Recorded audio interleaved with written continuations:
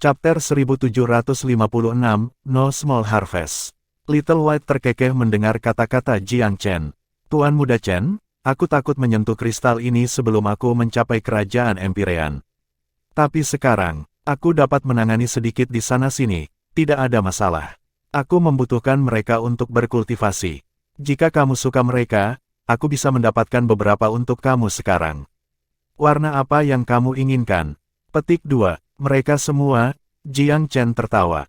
Sebanyak yang kamu bisa, tentu, serahkan padaku. Si putih kecil berjingkrak-jingkrak dalam kegembiraannya. Setiap lompatan disertai dengan gesekan cakar ahlinya. Kristal prismatik terus digali dari tanah berbatu. Tanpa metode penggalian Little White yang benar, seorang penambang yang tidak waspada akan tercabik-cabik oleh cahaya, karena kristal mengandung batasan alami. Macan, di sisi lain, adalah seorang profesional yang jelas. Dalam sekitar 2 jam, beberapa lusin kristal berada di antara cakar Little White.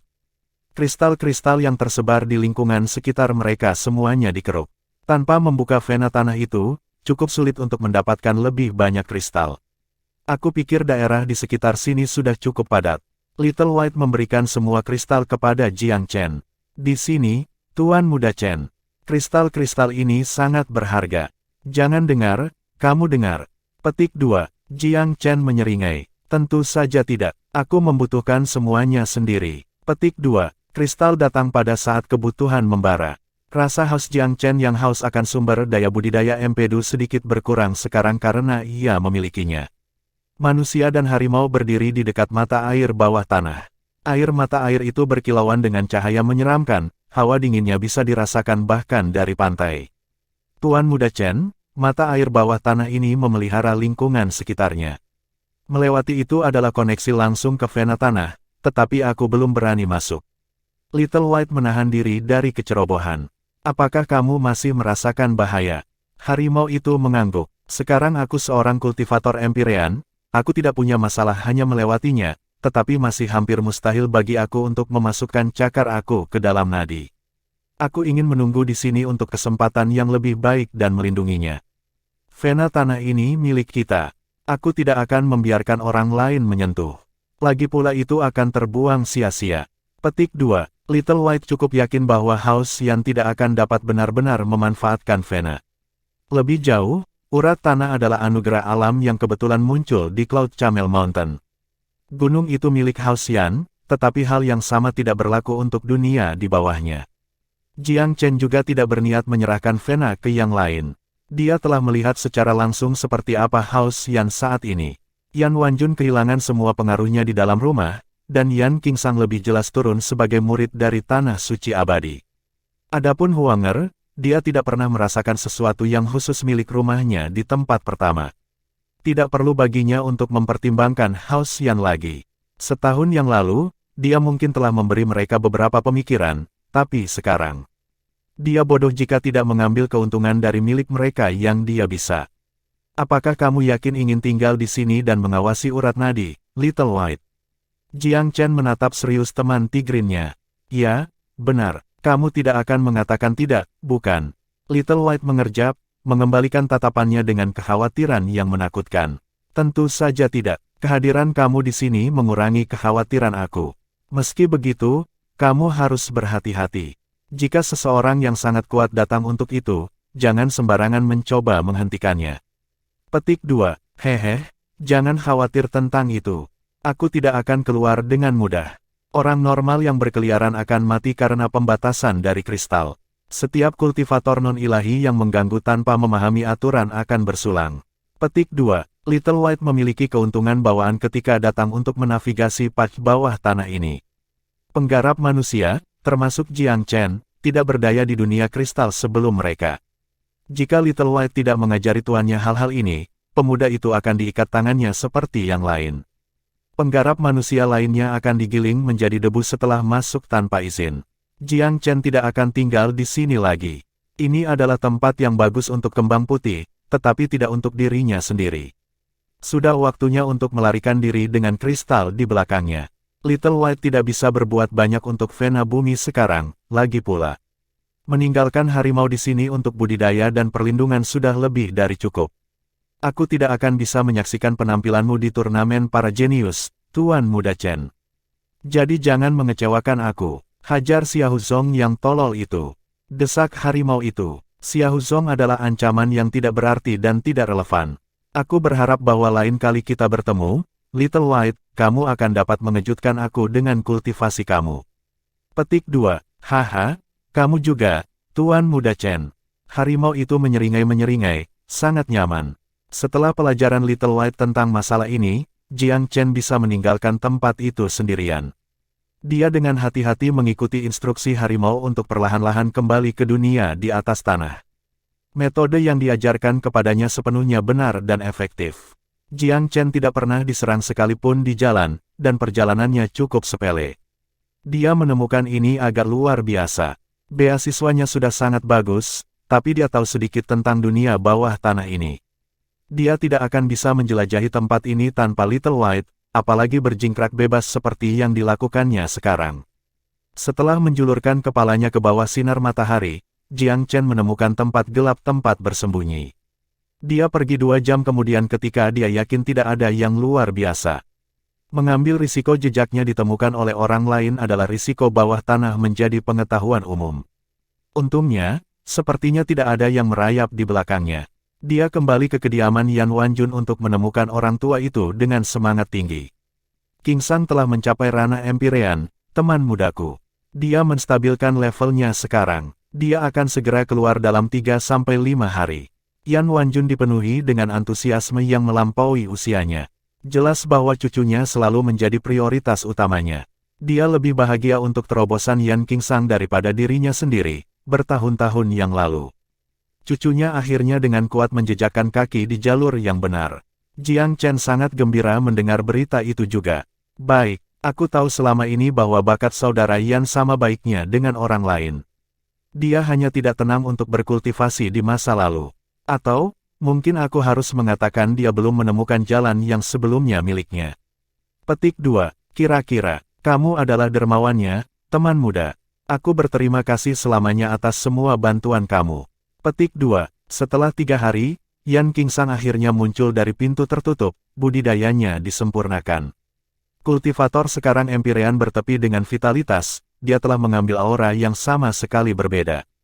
Kerja bagus, nak, bagus sekali. Yan Wanjun jarang memuji Yan King Sang di wajahnya, tetapi ia cukup bersemangat melihat cucunya seorang pembudidaya Empyre di hadapannya. Aku pikir aku memenuhi harapan kamu, kakek. Yan King Sang jelas tidak tahu bahwa baru-baru ini ada upaya pada kehidupan Yan Wanjun. Tidak ada kegelisahan dalam ekspresinya untuk menyarankannya. Jiang Chen menahan diri untuk tidak menyebutkan topik mematikan seperti itu. Selamat, saudara Yan, dia tertawa ketika dia mendekat. Yan King Sang memeluknya dengan erat. Kamu layak mendapatkan setengah pujian atas terobosanku, saudaraku yang baik. Sekarang aku harus menindaklanjuti janji minum itu di pernikahan kamu. Bagaimanapun juga, aku adalah kakak iparmu. Petik 2. Menerobos ke kerajaan Empyre adalah hari yang besar bagi setiap pemuda, dan Yan King Sang tidak berbeda. Kenaikan itu menempatkannya dengan kuat di atas semua orang di House Yan. Hanya Yan Zhenhuai yang tetap berada di atasnya. Setelah perayaan, Yan Wanjun tahu sudah waktunya untuk menyampaikan kabar buruk. King Sang, desahnya pelan, ada sesuatu yang harus kamu ketahui tentang cepat atau lambat. Dia menceritakan kepada cucunya apa yang telah terjadi sebelumnya. Yan King Sang sangat marah. Apakah ini ide patriark? Apa? Pria yang kejam. Dia akan memerintahkan kematianmu, kakek, setelah semua kontribusimu selama ini. Bukankah keluarga kami sudah melakukan dan cukup berkorban untuk rumah? Petik 2. Frustrasi dan kesedihan tertulis di seluruh wajah pemuda itu. Itu sudah cukup dari pembicaraan tidak berguna, King Sang.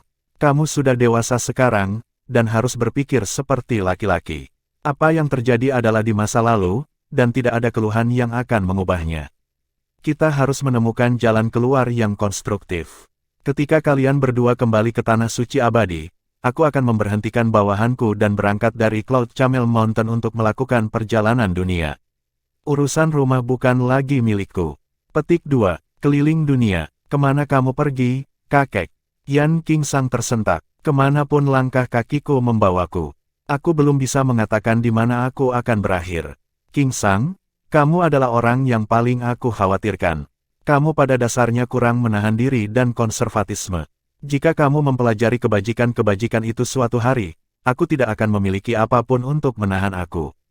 Petik 2. Tidak setiap remaja dapat tetap tenang di tengah panasnya momen untuk membuat keputusan yang tepat. Mata Yan Qingsang memerah. Jangan khawatir, kakek. Aku sudah belajar banyak di tanah suci abadi. Aku dulu muda dan impulsif, tapi itu dulu. Mulai sekarang, aku akan melampaui Yan Zhenhuai dan bersinar sebagai mutiara dari tanah suci abadi. Selain dari saudara Zhao Yuan, aku tidak akan membiarkan siapapun mengalahkan aku. Dia menyampaikan pidato ini dengan keyakinan yang tidak dapat disangkal. Baik, aku bisa menyingkirkan kekhawatiran aku setelah mendengar itu. Jika suatu hari kamu bisa melampaui Zhenhuai, Hao Xian akan menyesali apa yang telah mereka lakukan. Yan Wanjun sekarang cukup pahit ketika berbicara tentang Hao Xian. Chapter 1757, The Capital Cities with Excitement. Meskipun Yan Qingsang enggan untuk pergi, kedua pria muda itu berangkat dari Gunung Unta Cloud keesokan harinya. Tidak lama setelah itu, Yan Wanjun untuk sementara waktu memecat bawahannya dan meninggalkan sepucuk surat di kediamannya sebelum menghilang juga. Tidak sampai beberapa hari kemudian, sisa Hao Xian menemukan pengunduran dirinya. Surat itu dikirimkan kepada tetua setempat yang bertanggung jawab, Tetua Liang, segera setelah ditemukan. Tetua memucat setelah membaca isi surat itu, Tetua Yang Mulia Yan Wanjun telah meninggalkan Cloud Camel Mountain. Dari apa yang ditunjukkan surat itu, dia juga tampaknya berpisah dari Hao Xian, setidaknya untuk jangka pendek. Alasan yang diberikan cukup samar, yang Tetua Liang tidak dapat membuat kepala atau ekor. Surat itu dengan cepat dikirim kembali ke markas Hao Xian. Sang Patriark menghancurkan tinjunya ke meja tes segera setelah dia membaca surat, langsung menghancurkan furnitur mahal. Yan Wanjun, kamu milik Hao Xian, baik hidup atau mati. Apakah kamu pikir kejahatan kamu akan terhapus dengan tinta dalam surat ini? Kamu melarikan diri dalam ketakutan yang memalukan. Apakah kamu tahu betapa buruknya ini bagi rumah ini? Petik 2. Sang Patriark marah. Dia telah merekayasa plot melalui Black Jade Coral Plum, setelah mempelajari properti ramuan roh dari beberapa buku referensi. Dia tahu tentang rumput inducing mimpi Yan Wanjun sebelumnya, dan bagaimana campuran dari dua gas herbal akan membuat racun yang mematikan. Jika intriknya berhasil, Yan Wanjun akan mati dalam kondisi yang tidak diketahui. Sayangnya, mereka akhirnya sia-sia. Sang Patriark heran ketika berita yang diterimanya sangat berbeda dari yang dia harapkan. Dia tidak mengerti bagaimana Yan Wanjun mengetahui tentang karakteristik Black Jade Coral Plum. Bagaimana ini bisa terjadi? Informan mengatakan kepadanya bahwa Yan Wanjun cukup senang ketika Coral Plum pertama kali dikirim. Selanjutnya, telah ditransplantasikan di dekat Dream Inducing Grass. Siapa yang mengharapkan hal-hal berakhir dengan kegagalan setelah awal yang sukses? Bahkan jika rencana itu gagal, Sang Patriark berharap bahwa Yan Wanjun tidak akan menemukan apapun, terutama bukan identitas pelaku. Namun sisa surat itu, benar-benar menghancurkan harapannya. Apa yang orang lain tidak mengerti adalah sangat jelas di mata Patriark. Yan Wanjun sangat sadar tentang kematian Black Jade Coral Plum dan kesalahan Patriark dalam perselingkuhan. Dia belum menunjukkannya untuk menjaga perdamaian internal. Tetapi Sang Patriark hampir tidak akan bersyukur pada titik ini.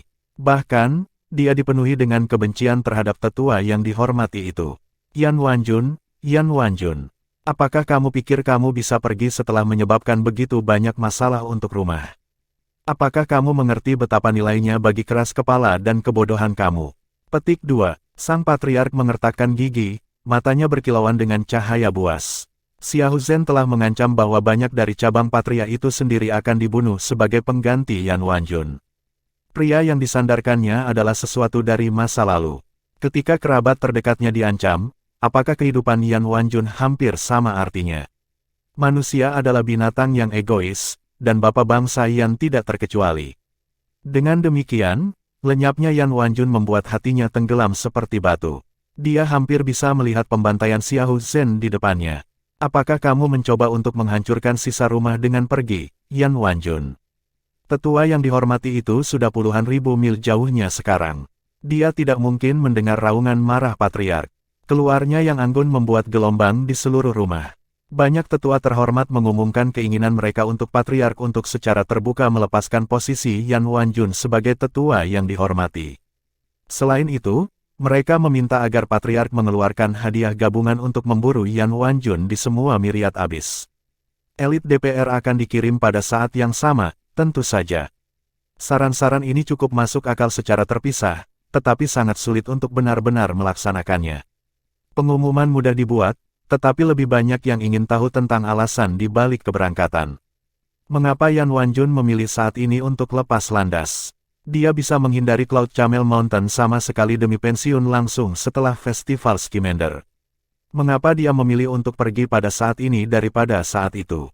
Apa isi surat itu? Tepatnya, semua jenis dugaan memenuhi aula House Yan, mengisi hati pendengar dengan ketidakpastian dan ketakutan. Sebagian besar merasa bahwa ada sesuatu yang mencurigakan tentang semua ini. Rumor dengan cepat menyebar ke seluruh ibu kota tentang alasan sebenarnya di balik pengasingan Yan Wanjun. Patriark Yan ingin membunuh yang lebih tua. Tetua yang dihormati telah melarikan diri dari keputusasaan dan ketakutan, hanya menyisakan sepucuk surat untuk mengungkapkan pikirannya. Lebih lanjut, rumor tersebut masuk ke detail luar biasa tentang setiap aspek plot, bahkan sedikit yang berkaitan dengan Black Jade Coral Plum. Seolah-olah orang yang menyebarkannya ada di sana. Desas-desus ini dengan cepat mendidih, mengisi rumah dan ibu kota dengan uapnya. House Yan menjadi bahan tertawaan ibu kota semalaman berkat rumor di mana-mana. Beberapa mengatakan bahwa rumah Yan menghancurkan fondasi dan reputasinya sendiri, yang lain mengatakan bahwa Yan Wanjun adalah seorang pengecut, dan yang lain mengatakan bahwa pensiunnya Yan Wanjun adalah bijaksana. Ada banyak perdebatan tentang masalah ini. Jiang Chen secara alami adalah orkestra dari rumor yang beredar. Dia telah menyebarkannya setelah membumbui itu. Setelah itu, ia bersembunyi di dalam wilayah rahasia tanah suci dalam kultivasi yang intens. Dia kembali ke Sungai Abadi untuk memperbaiki dirinya sekali lagi. Setelah permintaannya disetujui, dia dengan sepenuh hati menuangkan dirinya ke dalam tindakan kultivasi. Kristal prisma yang dikeruknya dari bawah dunia bawah tanah memungkinkannya untuk bercocok tanam seperti bebek ke air. Ada 5 warna di antara kristal, sesuai dengan 5 elemen. Setiap kristal seukuran mata kucing. Meski begitu, batu sekecil itu mengandung kekuatan yang menakutkan. Seorang pembudidaya empire yang normal akan mengalami kesulitan menyerap semuanya, tetapi Jiang Chen memiliki metode yang tepat untuk menyaring energi roh di dalam, serta atribut. Mudah baginya untuk menyerap kristal prisma yang selaras dengan 5 elemen. Kultivasi adalah hal yang menakjubkan. Jika seseorang hanya mengolah 1 atau 2 elemen, kecepatan kemajuannya tidak akan terlalu cepat. Ini menggarisbawahi pentingnya fondasi yang telah diletakkannya di antara ki sejati dan alam roh. Dia memiliki semua 5 elemen untuk mendukungnya. Ini adalah metode kultivasi yang terbukti sulit dan berat pada awalnya, tetapi menguntungkan di kemudian hari. Jiang Chen juga memiliki tubuh pemarah dan kemauan untuk mempertahankan jumlah tekanan yang diberikan kepadanya sebagai hasil dari pelatihan yang dipercepat. Ketika dia menyerap kristal prisma, ada dunia 5 elemen di dalam dirinya yang mensimulasikan kebenaran bela diri. Kristal jauh lebih kuat daripada yang diharapkan Jiang Chen. Energi roh di dalam mereka tampak hampir tak terbatas. Setiap mata kucing memiliki lebih dari samudera energi roh di dalamnya. Jiang Chen menerima manfaat luar biasa dari gudang miniatur ini. Hari ketiga setelah kembali, ia menerobos Empyrean tingkat kedua tanpa tanda-tanda berhenti. Dia melakukan operan setelah melewati hiruk-pikuk di level ketiga. Aku punya 2,5 bulan. Aku pasti bisa mencapai Empyrean tingkat ketiga. Jiang Chen mendorong dirinya sendiri dalam diam. Tujuannya adalah untuk mencapai level ketiga dalam waktu kurang dari 2 bulan. Kemudian bergantung pada Crowning Empyrean Pill untuk mencapai level keempat. Jika dia bisa melakukan itu dalam tindakan sempurna, dia akan mengejutkan orang banyak dan seluruh bangsa. Setelah semua, dia telah muncul di Eternal Divine Nation sebagai seorang kultivator kaisar belaka. Hanya 2 tahun sejak itu, mendapatkan Empyrean tingkat keempat dari kaisar besar dalam rentang waktu sesingkat itu adalah legenda, tentu saja cukup untuk memecahkan rekor Xiahou Zong sebelumnya. Itu akan meredupkan lingkaran cahaya di sekitar jenius lainnya. Setiap penggalian di ilusi ketabahan Xiahou Zong membawa Jiang Chen lebih dekat ke kemenangan besar atas musuh bebuyutannya di turnamen para jenius. Jika dia bisa menggulingkan Xiahou Zong dari tahta mistisnya, Jiang Chen selamanya akan berada di kanan ketika datang ke Huanger. Bahkan Xiao Zong sendiri tidak akan mempermalukan dirinya sendiri dalam membuat umpan lainnya. Hao Xiao telah mendengar tentang keluarnya Yan Wanjun dari Hao Xian juga. Seluruh rumah benar-benar marah. Jika orang tua yang memalukan mereka pergi begitu saja, bagaimana rumah itu akan mendapatkan kembali reputasinya? Dan bagaimana mereka bisa mendapatkan Yan King Huang tanpa orang atau sandera yang sebenarnya mengancamnya? Ada diskusi hangat di dalam Hao Xiao. Beberapa eksekutif mengusulkan pendekatan langsung untuk mendisiplinkan Hao Xian. Sial, apakah Patriark Hao Xian malas, atau dia benar-benar tidak berguna? Yan Wanjun hanyalah sesepuh yang dihormati. Bagaimana seorang patriark menjadi tidak berdaya ketika sampai pada seorang tetua yang dihormati? Dengan sampah seperti dia sebagai patriark, tak heran Hao Xian sedang menurun. Petik 2. Siapa tahu, mungkin mereka bersekongkol dari awal. Aku tidak percaya untuk sesaat bahwa Patriark Yan akan sangat patuh untuk membantu kami menyingkirkan Yan Wanjun. Petik 2. Belum tentu. Patriark Yan bukan orang yang mulia. Dia pasti lebih suka mengorbankan Yan Wanjun atas kerabat darahnya sendiri. Petik 2. Bagaimanapun, kita harus melakukan sesuatu untuk memberi mereka pelajaran. Kami tidak bisa membiarkan Hao Xian menipu kami saat ini. Mereka hanya akan mengingat harga yang dibayar dalam darah. Petik 2. Chapter 1758, Duke Xiaoyao. Xiao Zhen merasa agak malu. Dia pergi untuk mengancam rumah Yan secara langsung. Sebagai sesepuh yang dihormati dari keluarga Xiao, dia selalu merasakan keunggulan alami ketika datang ke rumah lainnya. Dengan demikian, dia mengira Patriark Yan akan melaksanakan perintahnya dengan tepat. Tapi Yan Wanjun telah menghilang. Aku ditipu oleh bapak leluhur Hao Xian. Tuntutannya belum dipenuhi, yang lebih dari cukup alasan untuk marah. Tenang, semuanya. Aku bertanggung jawab atas masalah ini selama ini. Karena bapak leluhur Hao Xian telah memutuskan untuk memberontak, aku akan membereskan kekacauan aku. Adalah prinsip Xiao Zhen untuk menjadi orang yang bertanggung jawab. Tidak ada gunanya membunuh beberapa dari Hao Xian sekarang, yang lebih tua, kata Xiao Zong dengan tenang. Apa maksudmu? Tidak banyak gunanya. Kita harus mengebor konsekuensi dari tidak menghormati Hao Xiao ke dalam Yan Numbe Schools itu. Petik 2. Apakah menurutmu tidak ada gunanya bertindak melawan Hao Xian saat ini, Zunger? Saat ini, Hao Xian seperti domba ke pembantaian. Itu tidak akan lari apakah kita membunuhnya sekarang atau nanti. Jika kita memberikan hukuman pada Hao Xian sekarang, kita hanya mendorongnya lebih jauh menuju tanah suci abadi. Meskipun itu tidak akan memengaruhi rencana rumah dalam skema besar hal-hal, itu akan memperkenalkan beberapa ketidakpastian yang tidak perlu. Petik 2. Rencana rumah. Semua orang menjadi tenang ketika mereka mendengar itu. Xiao Zhen tenggelam dalam pikirannya. Meskipun dia adalah sesepuh yang dihormati, dia bersedia mendengarkan pendapat Xiao Zong. Faktanya, dia tidak punya banyak pilihan dalam masalah ini. Tuan Muda Zong benar, rumah berada di pertengahan ekspansi dan harus memprioritaskan intimidasi daripada penghancuran. Jika kita benar-benar menghancurkan Hao Xian, itu tidak akan ragu untuk beralih ke tanah suci abadi. Petik 2. Itu benar, kami tidak takut dengan Hao Xian, tetapi kami memiliki hal-hal yang lebih baik untuk dilakukan. Mengapa kita harus menyibukkan diri? Aku pikir lebih baik menerapkan wortel dan tongkat. Itu akan menjaga mereka pada jarak yang wajar dari kita dan tanah suci. Petik 2. Semua orang mengangguk setuju atas saran itu. Xiao Zhen memiringkan kepalanya. Jadi aku harus memperhatikan bagaimana aku mendekatinya. Aku bisa membunuh satu atau dua sebagai peragaan sikap Hao Xiao, yang seharusnya lebih dari cukup.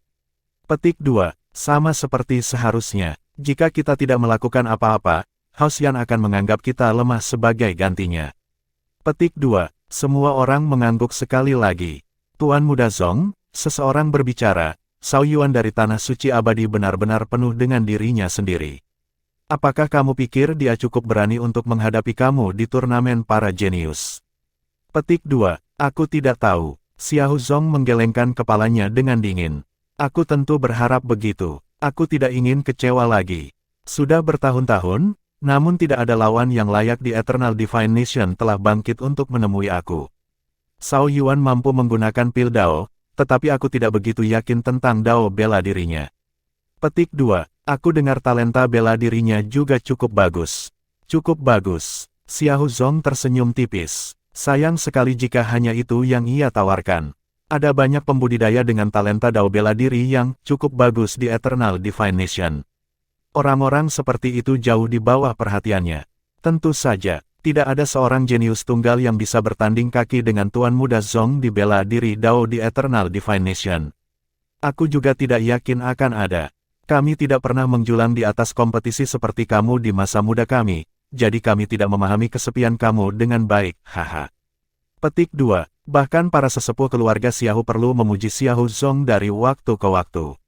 Dengan demikian, kedudukannya yang tinggi dalam rumah itu jelas. Tiba-tiba, suara pertemuan terhenti. Seorang tokoh muncul dalam pandangan kolektif para peserta. Itu sangat tidak penting bahwa itu tampaknya telah tertiup angin. Patriark, ada keheningan instan di tempat kejadian. Patriark House Xiahou memegang otoritas kedua dari belakang di dalam rumah. Selain nenek moyang yang dihormati, ia memiliki kekuatan paling besar. Namanya Xiahou Xiaoyao, juga dikenal sebagai Duke Xiaoyao. Dia adalah salah satu orang terkuat dalam bangsa Divine Eternal, mengklaim superioritas atas semua kecuali beberapa leluhur yang paling dihormati. Bahkan perdana pertama dari Tanah Suci Abadi tidak bisa mengklaim dia benar-benar lebih kuat daripada dia. Rambutnya tersapu ke atas kepalanya dan diamankan dengan mahkota rambut kecil. Duke Xiaoyao memotong sosok ramping dan anggun. Misteri berbintang terpancar dari matanya. Salam untuk Patriark. Semua orang membungkuk. Xiahou Zong membungkuk hormat kepada Duke Xiaoyao juga. Tindakan ini, meskipun kesombongannya yang biasa, menunjukkan pengaruh yang dimiliki sang adipati di dalam rumah. Nenek moyang yang terhormat nyaris tidak menanyakan urusan rumah, yang membuat Duke Xiaoyao penguasa rumah yang sebenarnya. Dia memiliki kekuasaan atas kehidupan para anggotanya, juga jalan yang harus diambil oleh rumah itu. Duduk, semuanya. Duke itu melambaikan tangan, dengan semangat tinggi. Dia memancarkan aura otoritas yang memerintahkan penghormatan otomatis dari orang lain. Matanya tertuju pada Xiahou Zong pertama dan terutama. Bagus sekali, Zonger, dia memuji. Kekuatanmu di dalam rumah Xiahou melipat gandakan kekuatan kita. Ini memang pujian yang tinggi. Xiahou Zong nyaris rendah hati di hadapan Patriark. Tapi kamu adalah sumber kekuatan rumah, Bapak leluhur, sentuhan akhir yang sempurna untuk detail. Semua orang tertawa terbahak-bahak pada jawaban cekatan. Sanjungan yang inovatif. Semuanya, aku mengunjungi nenek moyang sebelum aku datang ke sini. Dia telah memberikan tanggal yang tepat. Rencana kami akan digerakkan setelah kompetisi pedang. Bersama-sama, kamu membentuk tulang punggung rumah kami. Kita semua harus berani dan tidak mementingkan diri sendiri dalam tindakan ini. Siapapun yang secara negatif memengaruhi rencana dengan kepentingan pribadi akan dicap sebagai penjahat. Keunggulan rumah masa depan terletak pada rencana ini. Jika kita berhasil, kita berdiri untuk mendapatkan kekayaan yang tak terhitung dalam segala hal. Jika kita gagal, kita mungkin. Duke menghilang, tapi maknanya cukup jelas. Apakah sikap faksi-faksi lain jelas, Patriark? Tanya Yang Mulia, Xiahou Zhen. Kami yakin tentang sebagian besar dari mereka. Beberapa ingin tetap netral, dan sebagian besar sisanya bersekutu dengan kami. Dukungan yang diterima oleh Tanah Suci akan sangat terbatas, kata Duke Xiaoyao dengan yakin. Apakah Tanah Suci Abadi benar-benar sangat buruk sekarang? Tanya yang lain. Ini telah menghabiskan lebih dari setengah sumber daya negara selama ini, namun semua yang dilakukan dengan itu adalah memutar-mutar ibu jari. Apa yang telah dilakukan Tanah Suci bagi bangsa kita? Jenius-jenius apa yang muncul selama bertahun-tahun? Terlepas dari kekayaannya, itu hampir tidak lebih kuat dari rumah kami. Apakah Tanah Suci seperti ini layak didukung? Petik 2. Analisis Duke itu sangat sinis. Tanah Suci telah menunjukkan tanda-tanda kemunduran selama beberapa abad sekarang. Kami selalu berpikir itu sangat tak tersentuh sebelumnya, tapi itu tidak terlihat begitu menakutkan sekarang karena kami sudah dekat. Itu kehilangan perasaan sebelumnya tentang dominasi sombong. Apa yang perlu kita takuti lagi? Sudah waktunya bagi sejarah untuk menurunkan tirai pada faksi yang sekarat. Tidak ada tata ruang politik yang bertahan selamanya. Perubahan dalam 10 negara ilahi oleh roda sejarah sudah lewat waktunya. Terlepas dari semua yang lain, House Xiao harus mengambil banyak manfaat dari kesempatan ini. Kami akan membakar dunia. Petik 2. Setiap anggota rumah Xiahou yang hadir merasakan darah mereka memanas. Duke Xiaoyao tersenyum, lalu kembali ke Xiahou Zong. Lebih baik, rencana kita dimulai dengan kompetisi pedang. Tugas kamu adalah menghancurkan setiap jenius dengan cara kamu, termasuk mereka yang berasal dari Tanah Suci. Ah, kudengar mereka memiliki jenius baru bernama Xiao Yuan. Petik 2. Ya, tapi dia tidak lebih dari badut. Pertunjukan komedinya tidak akan bertahan lebih lama. Xiao Zong sangat marah pada penyebutan pemuda lainnya. Rasa tidak hormat kepadanya adalah satu hal, tetapi Xiao Yuan berani mengajukan lamaran terbuka kepada Yan Qinghuang. Ini secara serius dilanggar pada intinya. Bagaimana bisa seseorang yang sombong dan kejam seperti Xiao Zong mengabaikan provokasi dan penghinaan terang-terangan seperti itu? Aku dengar anak itu lebih dari sedikit tidak ortodoks. Jangan meremehkannya, Zonger. Menang melawan siswan dari Flora Divine Nation bukanlah hal biasa. Ya, dia belum menunjukkan bakat bela diri, dan aku pikir dia akan terbukti lebih rendah dari kamu pada akhirnya. Tapi tetap saja, kamu tidak harus menganggapnya enteng. Di arena, kamu dan dia adalah musuh bebuyutan. Jika kamu dapat membunuhnya dalam satu pukulan, jangan gunakan dua hiasan. Petik 2. Duke Xiaoyao adalah pria yang praktis. Dia hanya peduli tentang hasil daripada proses. Rute terbaik menuju kemenangan adalah yang paling efisien. Xiao Zong mengepalkan tangan ke seniornya. Jangan khawatir, Patriark. Dia sudah membuatku marah. Aku tidak akan memberinya bayangan kesempatan untuk meninggalkan arena. Petik 2. Semua orang tahu petunjuk luar biasa yang dibawa Xiao Zong dibandingkan dengan generasinya. Mereka terkesan dan senang dengan ketegasan klaimnya. Baik, Tuan muda kita Zong sangat ambisius. Petik 2. Biarkan kemuliaan rumah Xiao dimulai dengan kemenanganmu, Tuan muda Zong. Chapter 1759, Countdown to the Sword Competition. Sungai abadi mengalir dan mengalir dengan ritme. Jiang Chen memperhatikan perubahan sekecil apapun saat ia berkultivasi. Pikirannya menjadi lebih gesit dan wawasannya lebih tajam. Hari demi hari, ia menyerap kristal prisma serta sinar matahari awal, embun pagi, udara di tepi sungai, energi flora, dan aroma bumi. Setiap kehidupan di dunia tampaknya menawarkan energi kepadanya dengan murah hati, memberikan apa yang dibutuhkan untuk kultivasi. Tubuhnya juga mengalami transformasi setiap hari. Baik kekuatan fisik dan ketabahan kesadarannya sangat meningkat. Seorang kultivator pembudidaya berkultivasi melalui menyerap energi surga dan bumi. Semakin cepat ia kultivasi dan semakin besar kemajuannya, semakin dramatis fenomena alam yang dipicunya. Untungnya, sungai abadi itu sunyi dan terisolasi seperti dunia rahasia. Orang-orang di luar tidak tahu apa-apa tentang apa yang terjadi di dalam, sementara orang-orang di dalam tidak menyadari apa yang terjadi di luar. Persaingan pedang beberapa bulan lagi. Jiang Chen membuat kemajuan luar biasa setiap hari, efisiensinya di luar dunia, namun dia tidak puas. Aku telah mencapai bottleneck di Empyrean tingkat kedua. Jika aku menerobos dan mencapai level berikutnya, aku akan dapat meminum pil kebon mahkota. Petik 2. Sebenarnya, Jiang Chen akan dengan mudah membuat terobosan jika dia minum pil sekarang, tapi itu bukan tujuan terakhirnya. Dia hanya ingin menggunakan pil untuk mendorong dirinya ke Empyrean tingkat keempat. Masih ada waktu, aku bisa melakukannya. Jiang Chen diam-diam menyerap energi di dalam kristal dan memperbaiki atribut mereka untuk dirinya sendiri. Bahkan 5 orang hebat paling banyak hanya dapat menyerap sedikit, sementara Jiang Chen telah menyerap lebih dari 20. Sebagian besar harus menjadi gila untuk mencoba apa yang dia lakukan. Kultivator yang lebih rendah akan mati karena konsumsi berlebihan. Jiang Chen, di sisi lain, punya ruang untuk lebih banyak. Tidak mustahil baginya untuk melangkah melampaui ambang level kedua. Selama dia terus menyerap energi, dia akhirnya bisa naik. Itulah saat yang dia tuju. Sementara itu, pembicaraan tentang kompetisi pedang yang akan datang berkembang di mana-mana di Eternal Divine Nation. Tidak akan ada jumlah jenius yang memecahkan rekor, dan talenta yang ditampilkan bukan yang paling luar biasa, tetapi ada kisah yang menarik untuk diikuti untuk acara tahun ini. Bintang-bintang dari cerita itu tidak lain adalah Xiao Yuan dari Tanah Suci dan Xiao Zong dari Rumah Xiao. Bahkan ada pemeran utama wanita, Yan Qinghuang dari House Yan.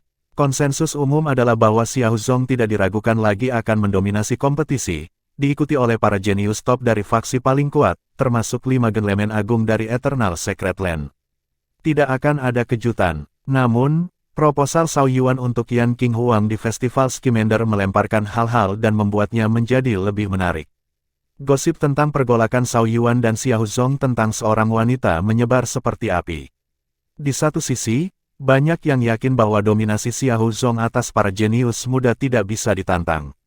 Di sisi lain, beberapa percaya bahwa Xiao Yuan memiliki kesempatan untuk mengganggu urutan kekuasaan saat ini. Meskipun mayoritas tidak bertaruh pada kemenangan Xiao Yuan, mereka mengaguminya karena keberanian dan ambisinya. Cukup banyak yang bahkan berharap pemuda itu bisa menciptakan keajaiban. Bahkan Jiang Chen tidak tahu bahwa dia mendapatkan sekelompok pendukung setia di dalam negara. Mereka melihatnya sebagai pahlawan karena mengalahkan Sichuan dan mengembalikan reputasi Tanah Suci dan bangsa Divine Eternal. Dia adalah pria sejati karena membawa kemuliaan bagi bangsa. Xiao Zong adalah seorang jenius yang hebat, tapi dia mendapatkan ketenarannya dengan melawan rekan senegaranya. Kemuliaannya diperoleh dengan mengorbankan rekan-rekannya. Banyak yang lebih cenderung mendukung Jiang Chen. 3 bilangan prima juga berada di bawah tekanan besar akhir-akhir ini. Beberapa hari yang lalu, Duke Xiaoyao, Patriark Rumah Xiao, mengunjungi Tanah Suci Abadi dan menuntut Yan Qinghuang. 3 bilangan prima menolak dengan keras, bersikeras bahwa Tanah Suci akan melindungi Yan Qinghuang selama dia tinggal di wilayah mereka. Tetapi jika dia pergi atas kemauannya sendiri, Tanah Suci tidak akan campur tangan, namun, mereka menolak untuk mencabut proposal Xiao Yuan. Percakapan berakhir dengan persyaratan yang buruk. 3 bilangan prima hanya menolak untuk mematuhi permintaan tersebut. Jika mereka menyerahkan gadis itu ke rumah Xiao, itu akan menjadi Tanah Suci tanpa akhir dari ejekan. Perdana pertama, sudah lama memutuskan bahwa Yan Qinghuang akan menjadi kapal budidaya Xiao Zong, Sang Duke menyatakan dengan tenang. Itu menentang alasan dan kesopanan bagimu untuk mendorong Xiao Yuan melamarnya. Kata-katamu tidak adil, Duke Xiaoyao. Kami hanya mendengar tentang kesepakatan ini dan tidak melihat bukti nyata mendukung klaim kamu. Para pemuda akan menentukan nasib mereka sendiri. Luar biasa Xiao Yuan jatuh hati pada Yan Qinghuang. Mengapa kamu tidak membiarkan mereka memiliki akhir yang bahagia? Petik 2. Duke itu terdiam sesaat. Selamat berakhir, geramnya. Kalau begitu, siapa yang akan mendukung akhir bahagia kita? Perdana pertama tersenyum samar. Biarkan para pemuda menyelesaikan konflik mereka sendiri. Lidah akan mengibas jika kita orang tua terlalu banyak campur tangan. Anak muda kita juga akan diejek karena menangis kepada orang tua mereka seperti anak kecil. Petik 2. Dia pada dasarnya menyebut Xiao Zong lemah dan tidak kompeten. Kerutan berkerut dahi Sang Duke. Perdana pertama, kamu tidak masuk akal. Pertama datang pertama dilayani. Eternal Secret Land mengambil lebih dari setengah dari semua sumber daya di negara ini, yang telah kami terima. Kamu seharusnya tidak mendorong lebih. Kamu mengganggu bisnis House Xiao. Kami tidak mungkin menoleransi hal itu, bukan? Petik 2. Itu terlalu berlebihan. Ini hanyalah masalah hati di antara yang muda. Kata-kata kamu membuat aku bertanya-tanya apakah kamu tidak percaya pada Xiao Zong. Apakah kamu pikir dia akan kalah dalam kompetisi pedang? Jika dia benar-benar sekuat yang dia harapkan, tidak ada yang bisa mengambil Yan Qinghuang darinya. Jika dia akhirnya menjadi mitra Xiao Yuan, Xiao Zong tidak bisa disalahkan siapapun kecuali dirinya sendiri karena tidak cukup kuat. Petik 2. Adipati itu menjadi marah, bibirnya berubah menjadi lirikan. Xiao Zong tidak cukup kuat. Perdana pertama, aku tidak tahu mengapa kamu begitu percaya diri pada Xiao Yuan, tetapi dia akan mati dalam pertempuran dengan Xiao Zong kecuali dia melarikan diri seperti seorang pengecut. Jangan salahkan Xiao Zong karena tidak menunjukkan belas kasihan. Petik 2. Jika Xiao Yuan tidak cukup kompeten untuk dibunuh oleh Xiao Zong, maka itu nasibnya. Bagus, bagus. Duke itu tertawa. Aku berharap melihat darah dan nyali Xiao Yuan berceceran di seluruh panggung.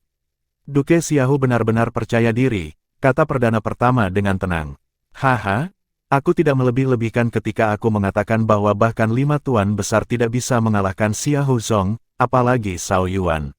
Dengan kata-kata Xiao Zong sendiri, dia bisa melawan 5 pria pada saat yang sama dan masih keluar di atas. Petik 2. Adalah khas Xiao Zong untuk membuat pernyataan yang begitu berani. Hanya seseorang yang gila yang mengatakannya tanpa kekuatan untuk mendukung dirinya sendiri, tetapi dia kemungkinan satu-satunya yang memenuhi syarat untuk membuat pernyataan yang berani. Perdana pertama tahu Duke mungkin benar, tetapi dia tidak akan mengakui kekalahan bahkan dalam percakapan. Kursi ini telah meminta Xiao Yuan apakah dia bisa mengalahkan Xiao Zong. Apakah kamu tahu apa yang dia katakan?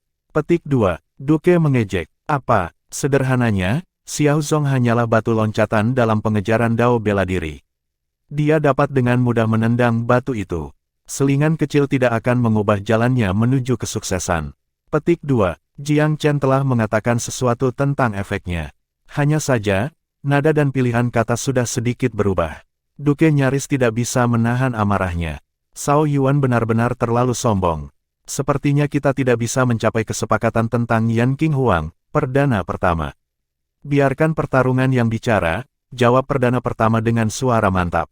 Terserah kamu. Duke bangkit berdiri. Ketika Xiao Zong menghancurkan Zhao Yuan, jangan salahkan Hao Xiao karena kejam dan kemudian mengeluh karena kehilangan jenius Pil Dao.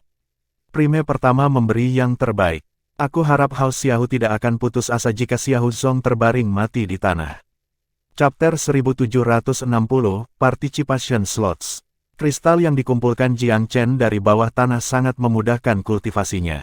Dia telah mencapai puncak Empyrean tingkat kedua dan selangkah lagi untuk menerobos. Hanya satu langkah lagi, aku bisa melakukannya.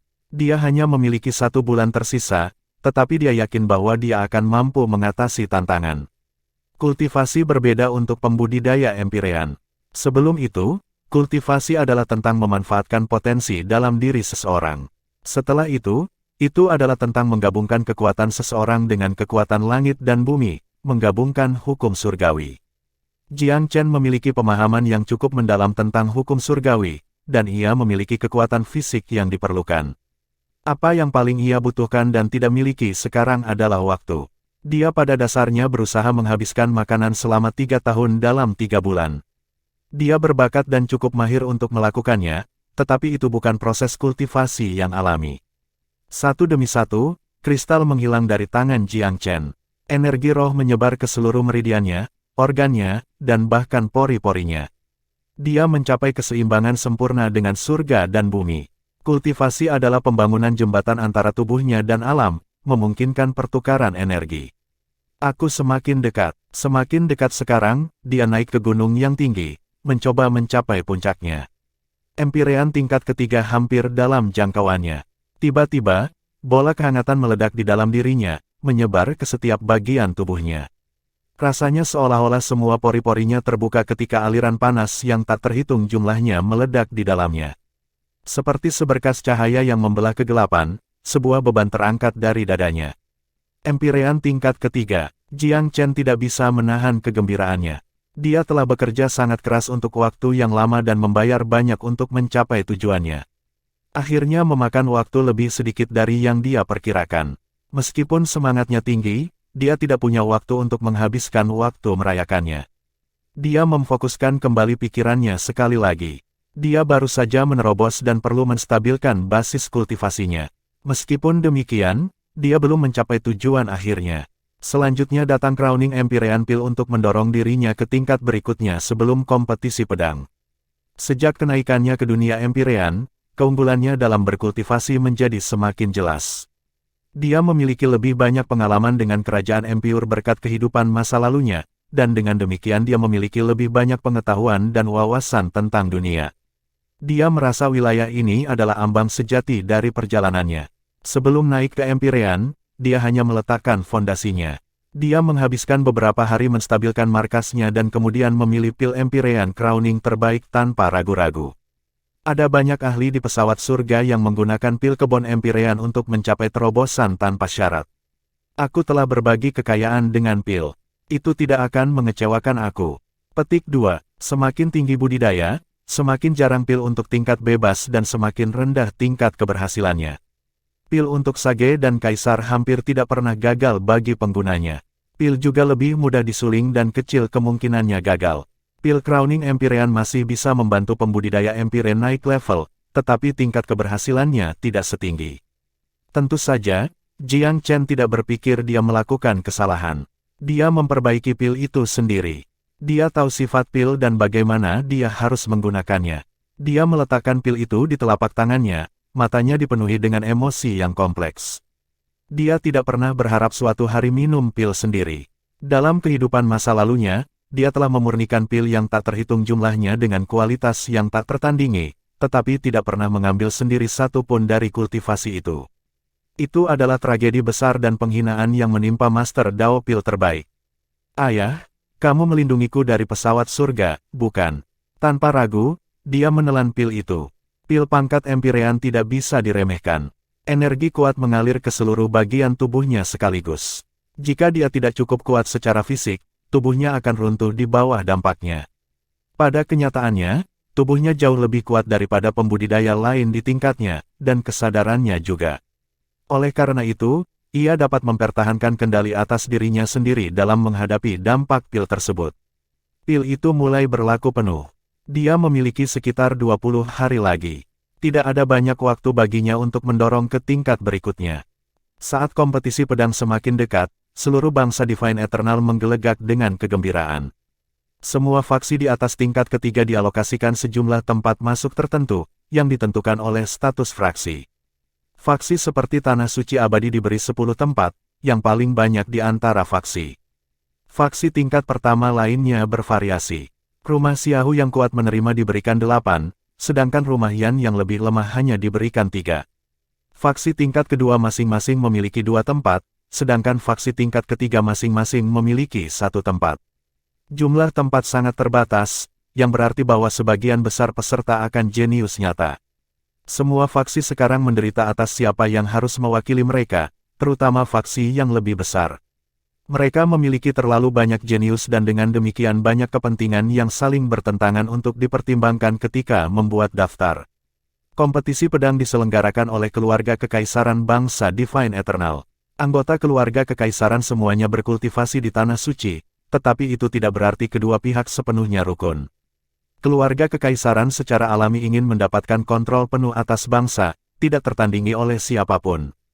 Meskipun sebagian besar elit mereka telah dibudidayakan oleh Tanah Suci, sebagai penguasa resmi bangsa, mereka menginginkan lebih banyak otonomi dan lebih sedikit pembatasan. Itu membuat pekerjaan keluarga kekaisaran sulit karena Tanah Suci terlalu sering melibatkan diri dalam urusan politik. Oleh karena itu, keduanya umumnya memiliki perbedaan pendapat. Kedua belah pihak saling bergantung, tetapi ada juga kepentingan yang saling bertentangan sampai tingkat tertentu. Konflik itu sebagian besar terbatas hanya karena kekuatan dominan Tanah Suci itu. Kompetisi pedang adalah kesempatan sempurna bagi keluarga kekaisaran untuk menunjukkan otoritas mereka. Bahkan Tanah Suci harus mematuhi aturan kompetisi dan mengikuti instruksi keluarga kekaisaran. Selain itu, Tanah Suci dibatasi oleh jumlah peserta yang diizinkan. Mereka mengalami kesulitan besar untuk memilih 10 orang. 5 genlemen besar pasti akan berpartisipasi. Jiang Chen juga membutuhkan tempat karena perseteruannya dengan Xiahou Song. 6 tempat diambil, hanya menyisakan 4 lubang. Pertarungan untuk tempat yang tersisa sangat intens. Tanah Suci itu masih lebih kuat daripada banyak faksi lain, bahkan jika mereka tidak seperti dulu. Fondasi mereka memastikan hal itu. Di Myriad Abyss, ada garis pemisah yang jelas antara jenius top dan yang lainnya, kerajaan Empyrean. Hanya mereka yang naik ke Empyre yang dapat dianggap sebagai jenius tingkat pertama. Yang lain, termasuk mereka yang berada di setengah langkah Empyrean, dianggap sebagai lapis kedua dan bawah. Mereka bisa menghadiri kompetisi, tetapi mereka hanya akan berfungsi sebagai latar belakang sementara yang lain bersinar. Tapi untuk Tanah Suci Abadi, itu bisa mengumpulkan 10 jenius Empyre tanpa terlalu banyak kesulitan. Hari-hari ini, Yan Qingsang dengan panik mencari dukungan untuk mendapatkan tempat di kompetisi. Dia tidak bisa mewakili House Yan setelah kepergian kakeknya. Jika dia ingin menghadiri kompetisi, dia harus mengambil salah satu tempat suci. Hanya ada 4 yang tersisa. Dia tidak yakin apakah dia bisa menonjol dari sejumlah besar jenius. Yan Qingsang ingin berbicara dengan Jiang Chen tentang hal itu, tetapi temannya belum mengakhiri kultivasi pintu tertutup.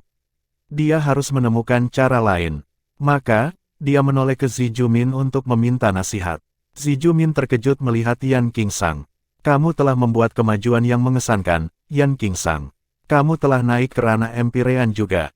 Petik 2, untuk itulah aku di sini, Tetua Ziju.